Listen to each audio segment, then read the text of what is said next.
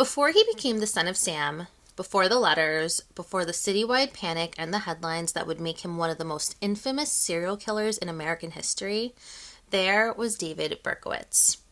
In part one of this two-part series, we're going back to the beginning. We'll explore David's troubled childhood, the losses and obsessions that shaped him, the attacks that happened before New York even knew a serial killer was stalking its streets, and the victims whose stories are too often overshadowed by the mythology that followed.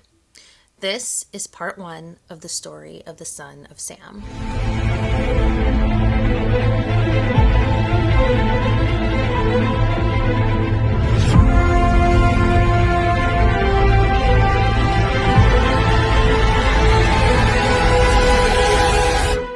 What's up, guys? Welcome to Crime Snob Podcast, where every Monday we dive into some of the most twisted local true crime stories. My name is Sandra Goriello. And I'm Alice Frelly. And if you are a self-proclaimed crime snob like us, then you are in the right place. This is the story of David Berkowitz and the son of Sam. David Berkowitz was born Richard David Falco on June 1st, 1953 in Brooklyn. His biological mother was a woman named Elizabeth, but everyone called her Betty Broder, who was a working-class woman living in Brooklyn, New York, separated from her husband of 4 years, Tony Falco, after he left her for another woman. She was making her living as a waitress when she got involved with a man named Joseph Kleinman, and before they knew it, Betty became pregnant, but the only problem was that Kleinman was married at the time himself. Okay. And so, he gave her an ultimatum. Give up the baby or I'm gone. Betty ultimately decided to give up the baby. She listed Tony Falco, her estranged husband, as the father on the birth certificate, and within days of his birth, David was adopted by a couple from the Bronx who had wanted to desperately have a baby, Nathan and Pearl Berkowitz. So nice. Yeah. Nathan and Pearl reversed the order of Richard's name, and from that point on, he was raised as David Richard Berkowitz. Okay. By most accounts, David was raised in a loving and stable middle-class household. Pearl was reportedly warm, devoted, and completely present for him. However, despite his upbringing, David's childhood was marked by deep psychological struggles, behavioral issues, and family trauma. His parents initially told him his birth mother died during childbirth, a lie that reportedly haunted him with feelings of guilt and abandonment when he learned the truth at around age 5. David would later say in an interview with CBS News, quote, "They meant well because they were told by the experts that's what you tell an adopted child when they naturally ask questions.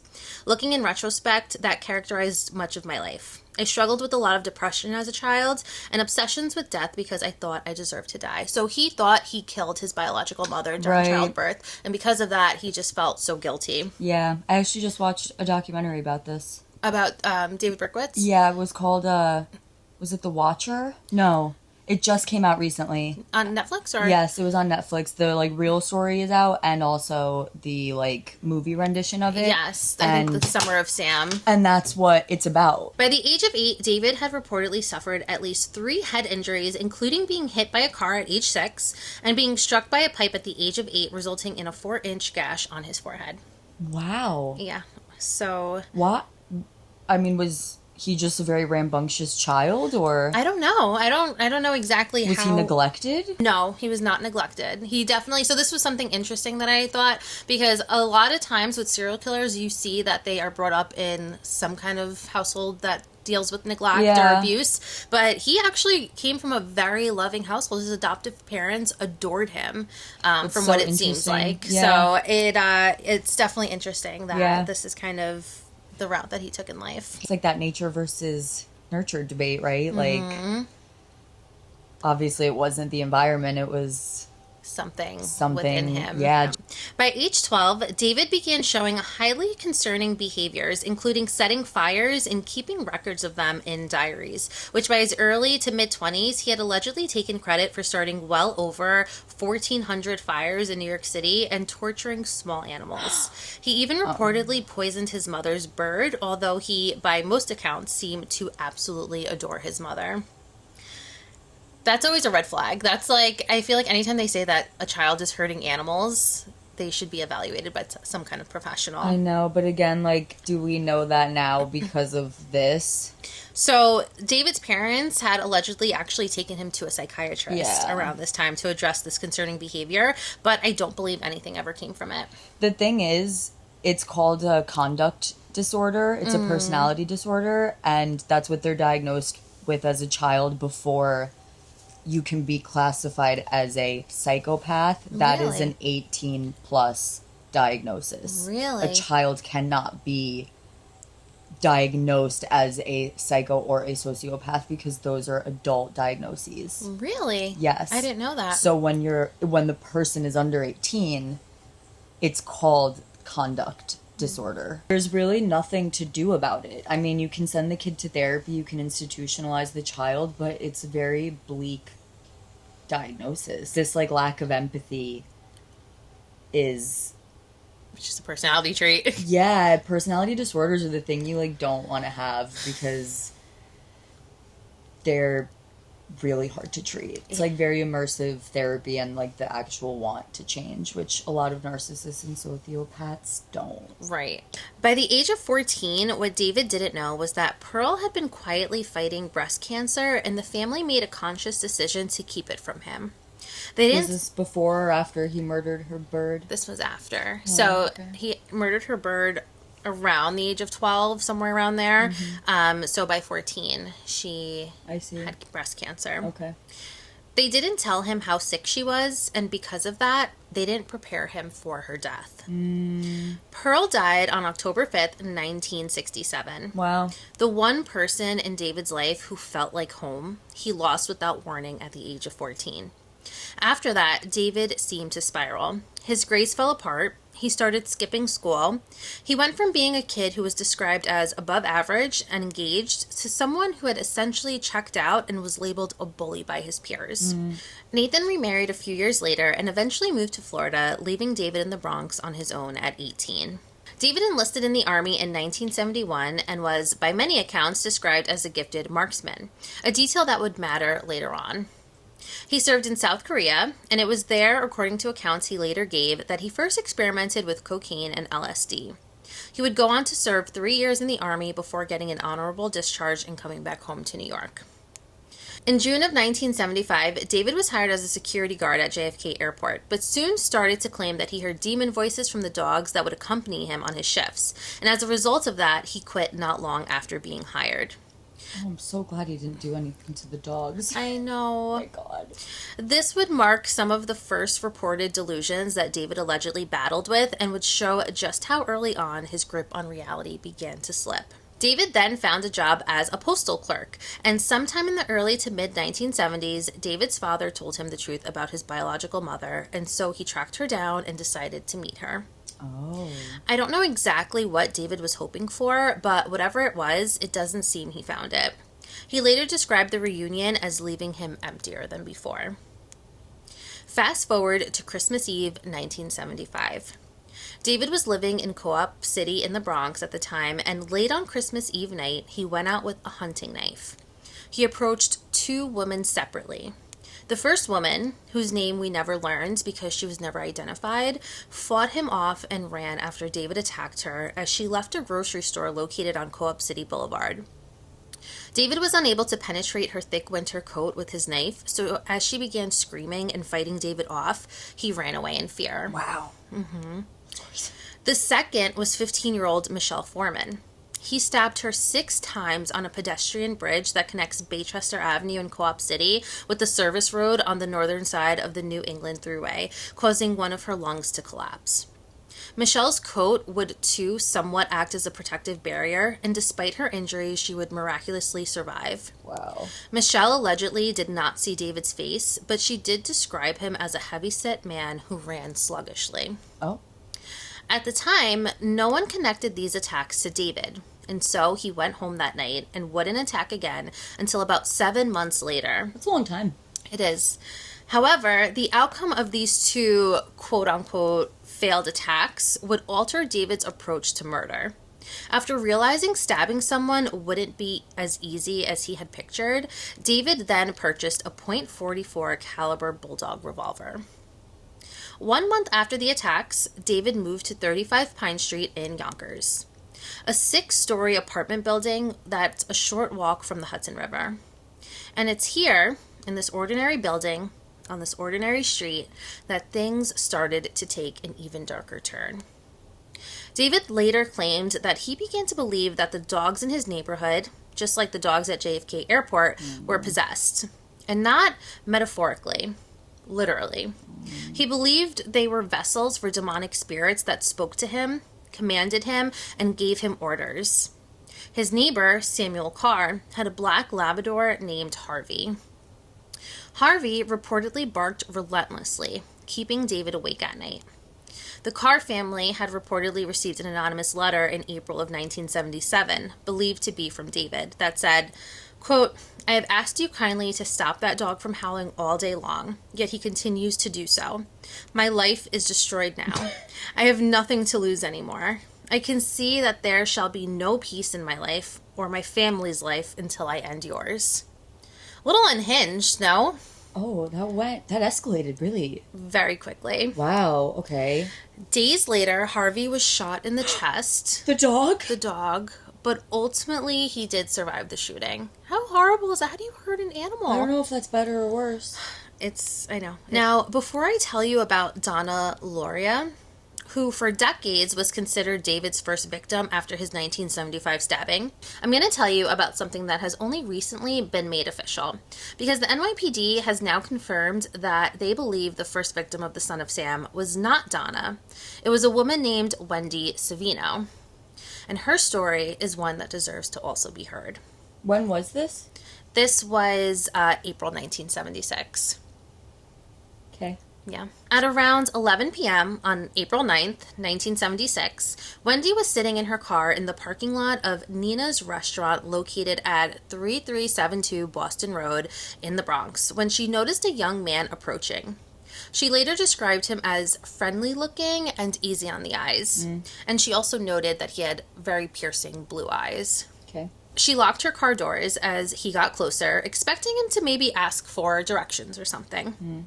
According to Wendy, he didn't look scary at all. In fact, she had said that he was smiling at her. According to Fox59.com, Wendy recalled reaching over to get her seatbelt, but before she could even understand what was happening, her chest exploded, according to her recollection. The first bullet entered her chest and caused her lung to collapse. Wendy said she then lifted her arm in an attempt to shield herself.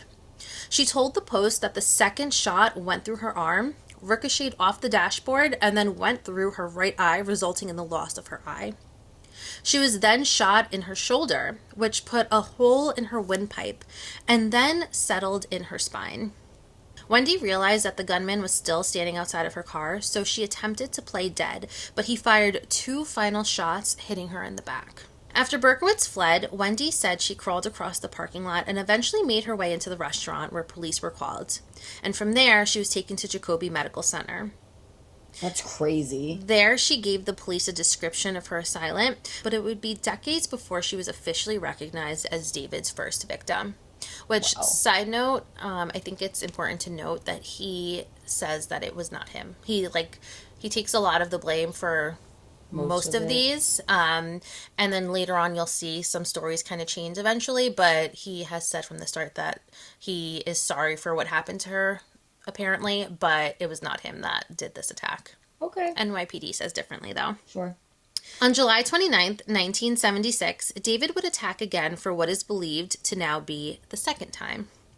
Donna Lauria was 18 years old. She and her friend Jody Valenti, who was 19, had been out for the evening at a disco and were sitting in Jody's parked car just outside of Donna's house on Burr Avenue in the Pelham Bay neighborhood of the Bronx at around 1 a.m. The girls were just talking before heading in for the night. David walked up to the car and fired his .44 caliber revolver through the glass. Donna was shot in the back and killed almost instantly. Jody was shot in the thigh, but she survived. She would describe the killer as a white man in his late 30s wearing a blue striped shirt.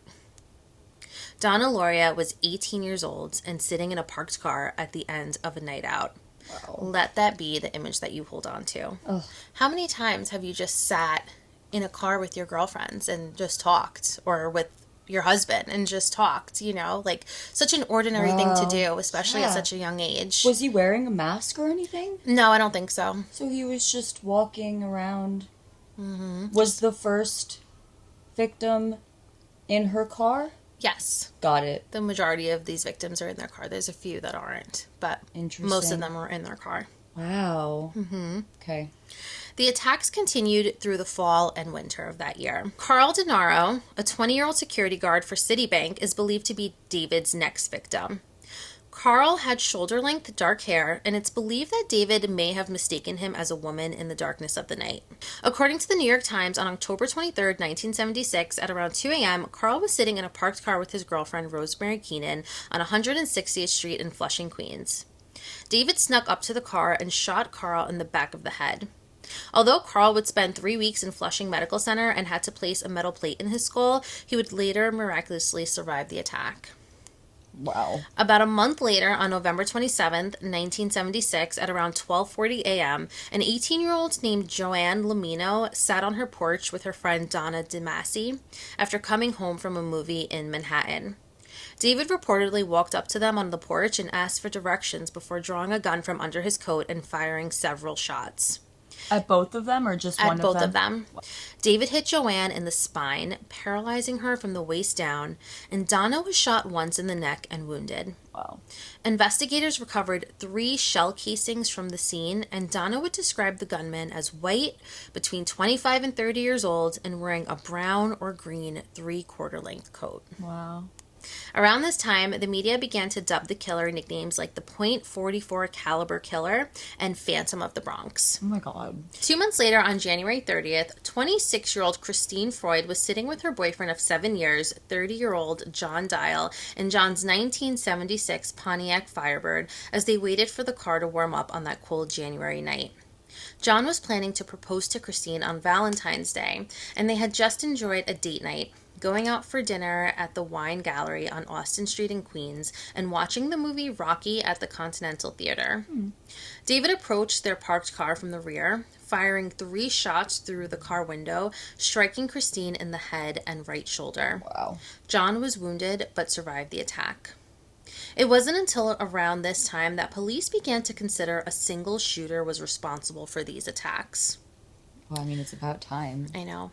On March 8th, 1977, at around 7:30 to 7:45 p.m., 19-year-old Virginia was walking home from classes at Columbia University, only half a block from where Christine had been killed 5 weeks earlier. She was approached by David and was shot in the mouth from close range.